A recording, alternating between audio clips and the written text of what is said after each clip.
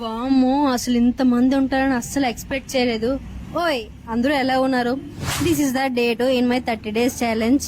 అసలు ఇప్పటికే మీరు గెస్ట్ చేసి ఉండాలి మేము ఎక్కడికి వెళ్తున్నామో. మేమైతే వాడపల్లి వెళ్తున్నాం. ఇంకా వైజాగ్ లో ట్రైన్ ఎక్కి సేద తీర్చుకున్న లోపే రాజమండ్రి వచ్చేసిందండి.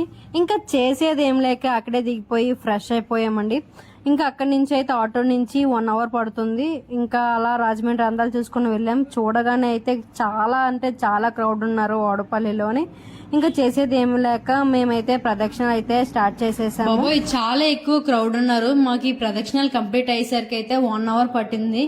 ఇంకా అయితే దర్శనం కంప్లీట్ అయ్యేసరికి 2.5 hours పట్టింది. మాకైతే సింపుల్ గానే అయిపోయింది ఇంత క్రౌడ్ లో కూడా. ఇంకా దర్శనం అయిపోయాకైతే మేము ఇంకా స్టార్ట్ అయిపోయాం.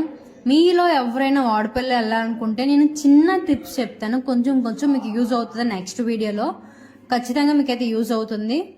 సరే, మరి ఇంతటితో సెలవు. మళ్ళీ నెక్స్ట్ వీడియోలో కలుద్దాం. Thank you, bye bye.